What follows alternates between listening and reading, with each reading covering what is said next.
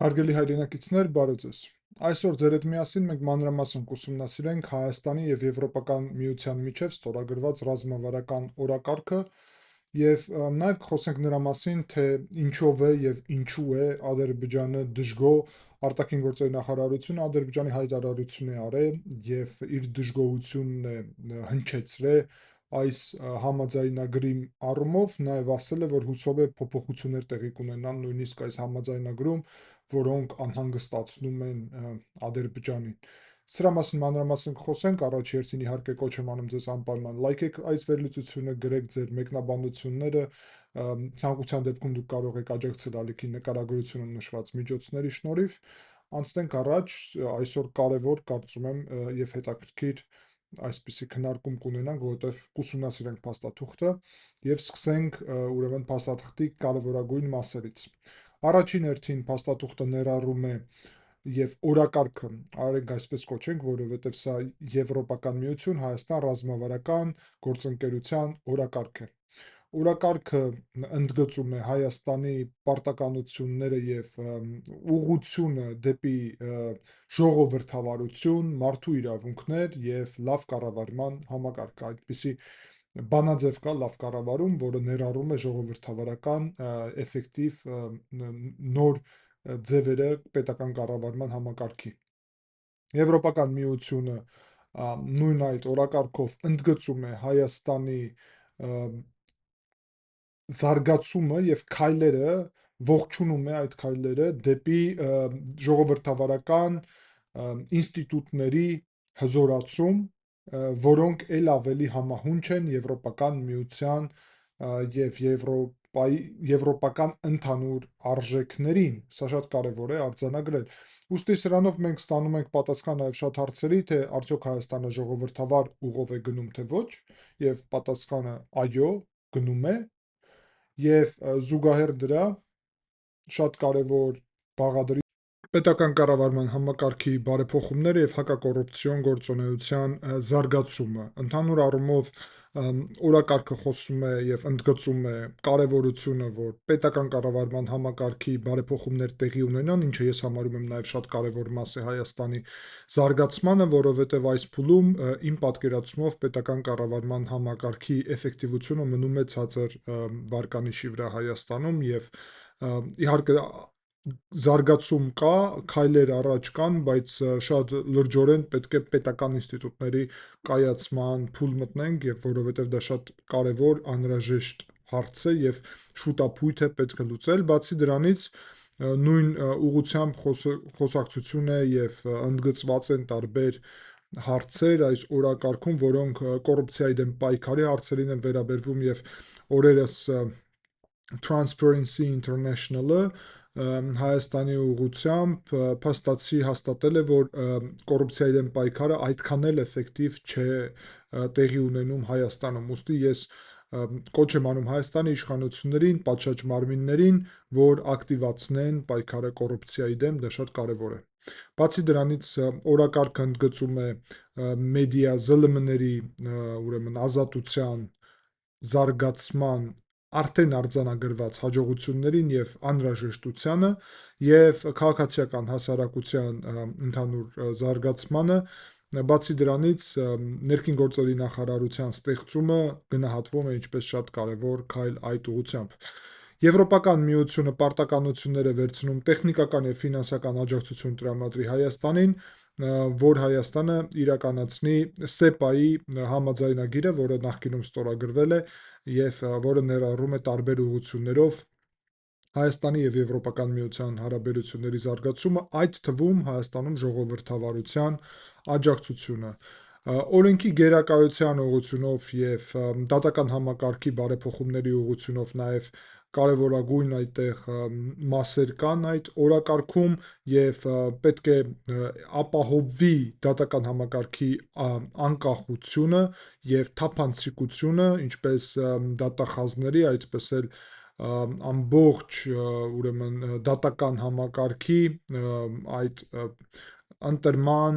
վեթինգի եւ այլն ամբողջ գործընթացում պետք է լինի թափանցիկություն։ Օրակարգը նաեւ կոչ է անում Հայաստանին, որ ապահովի ուրեմն դատական համակարգի անկախությունը եւ ուրեմն էֆեկտիվությունը։ Բացի դրանից արդեն խոսեցի եւ հակակոռուպցիոն ուղղություններով ընդգծվում է Հայաստանի ուրեմն քայլերը առաջ, բայց ընդգծվում է նաեւ որ դա բավարար չէ եւ պետք է ել ավելի ակտիվ քայլեր արվեն։ Բացի դրանից ոստիկանության բարեփոխումը գնահատվում է ինչպես դրական եւ ընդհանուր առումով Եվրոպական միությունը պարտականություն է վերցնում աջակցել այս ուղղությամբ Հայաստանին։ Տնտեսական առումով, տնտեսական եւ սոցիալական զարգացման ուղղությունով եւ Հայաստանի տնտեսության դիվերսիֆիկացման ուղղությունով Եվրոպական միությունը պարտականություններ է վերցնում եւ աջակցելու է Հայաստանին բարեփոխումներ իրականացնի, ուրեմն եւ նվազեցնի կախվածությունը որևէ մեկ առանձին առևտրային գործընկերի հետ։ Այստեղ պարզ է իհարկե խոսք է գնում առաջ երթին Ռուսաստանի մասին եւ Եվրոպական միությունը պետք է տարբեր մեխանիզմների շնորհիվ օգնի Հայաստանին, որ Ռուսաստանից եւ ուրիշ նաեւ տնտեսություններից կախվածությունը նվազեցնի, բալանսավորելով եւ դիվերսիֆիկացնելով իր ուրեմն արտաքին առևտուրը եւ նաեւ ներմուծման ուղիները եւ հարցերը նրա համար, որ ել ավելի էֆեկտիվ սոցիալական եւ տնտեսական իրավիճակ լինի Հայաստանում։ Ներդրումների եւ տնտեսական աճի ուղղությամբ Եվրոպական միությունը տրամադրում է 200, այդ թվում ուրեմն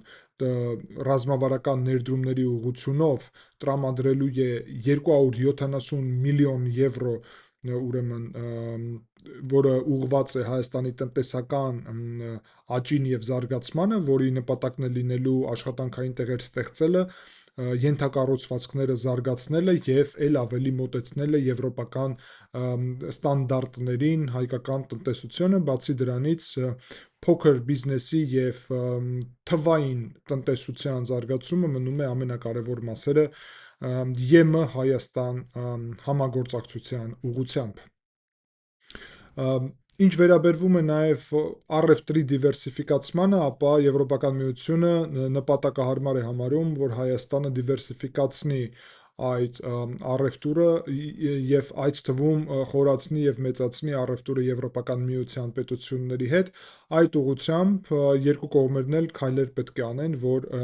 Հայաստանի հնարավորությունները աճի եւ արդեն ՍԵՊԱ-ի հնարավորությունները պետք է ել ավելի ակտիվորեն կիրառվեն։ Բացի դրանից առաջի անգամ այս փաստաթուղթը փաստացի վերաբերվում է նաև անվտանգային եւ պաշտպանության հարցերին եւ այս ուղղությամբ ռազմավարական առումով հարաբերությունների ապահովմանը Հայաստանի եւ Եվրոպական միության միջև։ Հայաստանը ներառվելու է կրիզիսների կառավարման,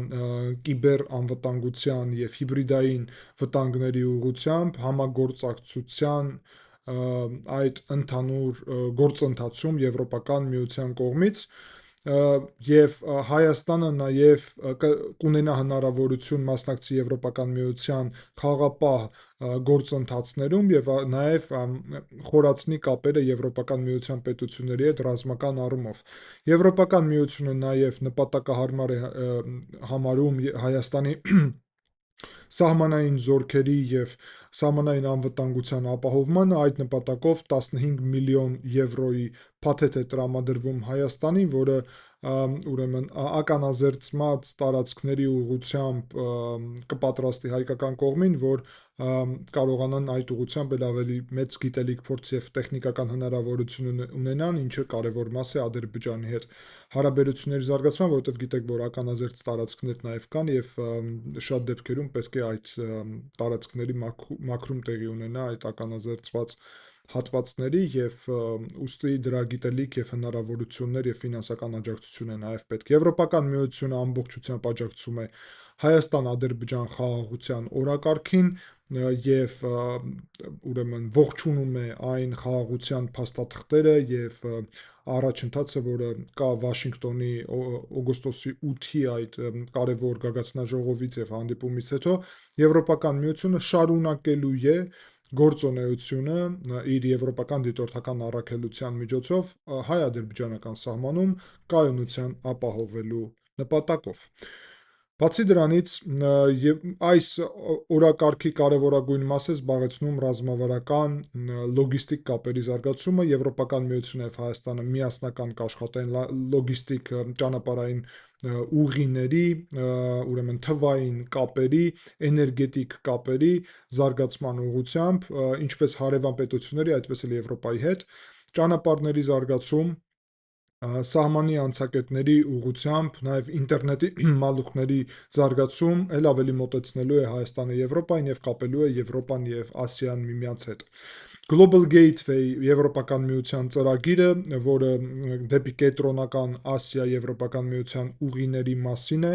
կարևորագույն ուղղություն է Եվրոպական միության համար եւ դա համահունչ է Հայաստանի խաղաղության խաչմերուկ պետական ծրագրին,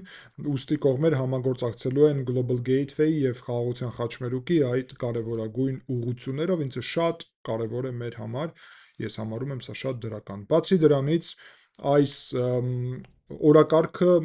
կարևորացնում է Հայաստանի աճող դերը միջին միջանցք կոչված միջազգային ուղում, որը կապելու է Չինաստանը եւ Եվրոպական միությունը, տրանսկասպյան ճանապարհահատվածում կենտրոնական Ասիան եւ Եվրոպան նաև Կովկասով կապելու ուղղությամբ Հայաստանը արևմուտք-արևելք ուղղությամբ կարևորագույն դեր պետք է կատարի։ Բացի դրանից, տարածաշրջանային ենթակառուցվածքների զարգացման ուղղությամբ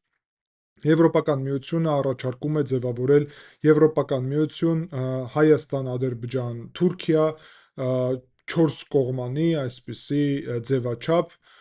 որը նպատակ ունի շարունակել այն գործընթացը, որը տեղի է ունենում TRIP-ի օրակարգով։ Ես կարծում եմ, սա շատ կարևոր եւ հետաքրքիր առաջարկություն է։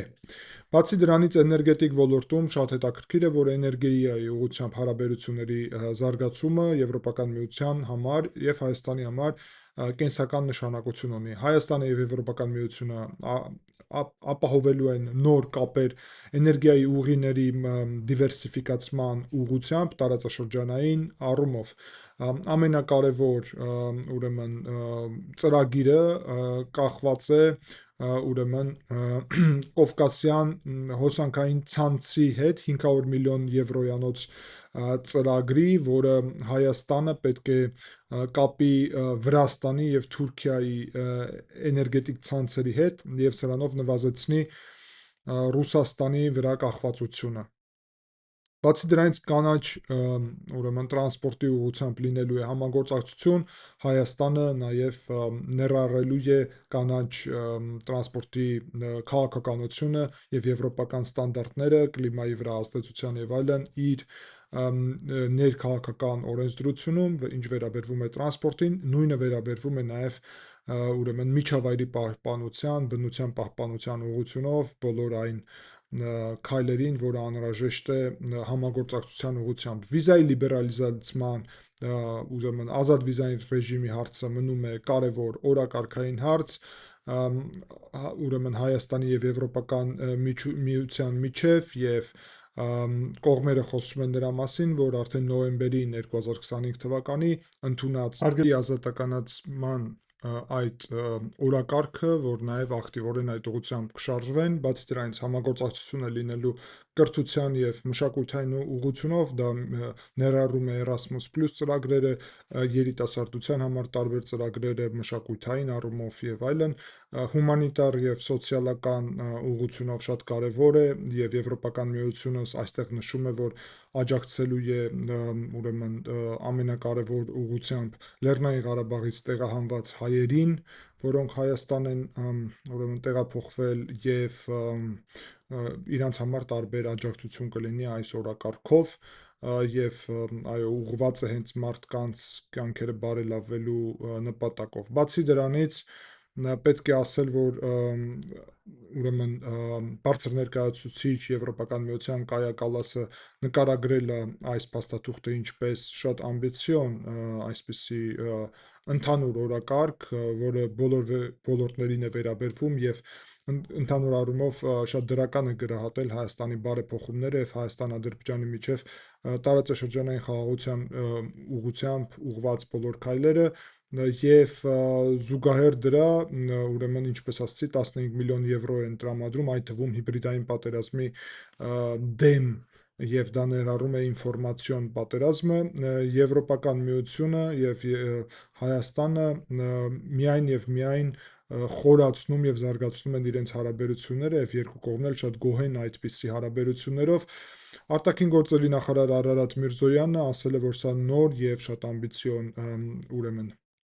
փուլ է երկկողմ հարաբերություններում եւ Հայաստանի եվրոպական ինտեգրման ուղղությունով եւ սա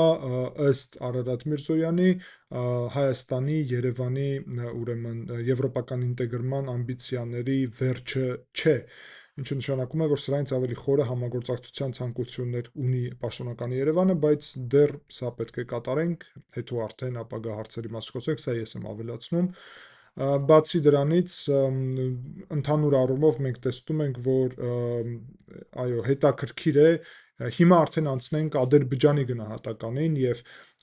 ես ձեզ խոստացա, որ մենք մանրամասն նաև կխոսենք սրա մասին։ Ադրբեջանի կառավարությունը, հատկապես արտաքին գործերի նախարարությունը կտրուկ եւ սուր ձևով քննադատել է այս փաստաթուղթը ԵՄ Հայաստան ռազմավարական օրակարգը եւ ասել է, որ սա վնաս է հասցնում խաղաղության օրակարգին։ Բաքուն պաշտոնապես հայտարարել է, որ կան այս փաստաթղթերում անընդունելի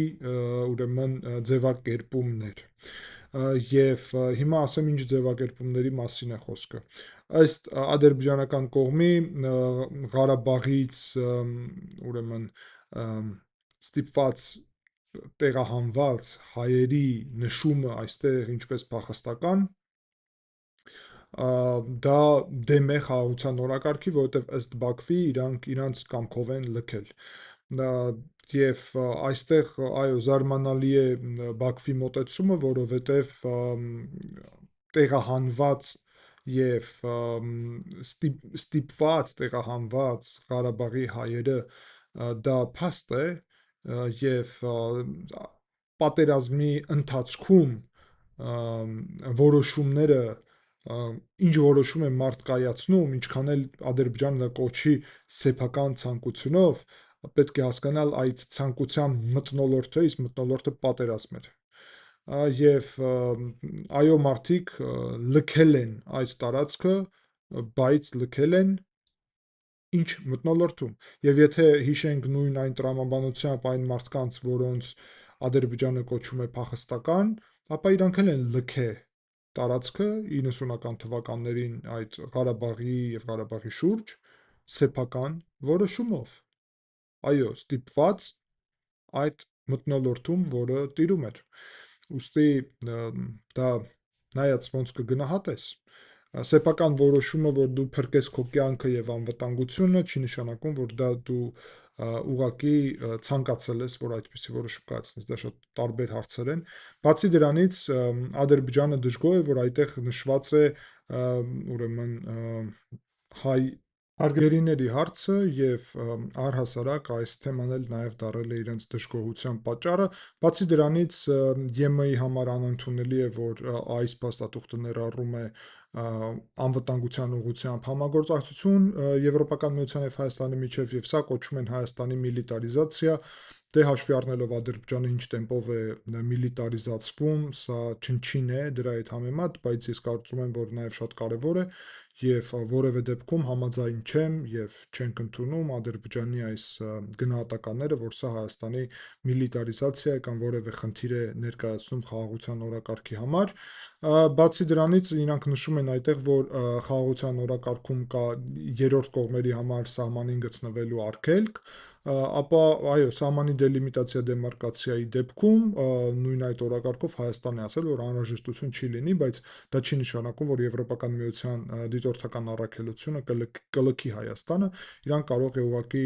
ուրիշ ձևաչափերով հետևեն հայ-ադրբեջանական սահմանին եւ առհասարակ իրավիճակին, այդ թվում սահմանամերձ տարածքներում։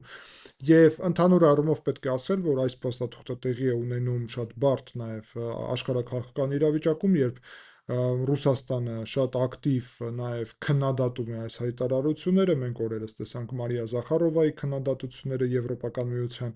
ուղղությամբ, ուրեմն Լավրովի այդ համակարգի առհասարակ, եւ այո, Ռուսաստանը դժգոհ է դրանով,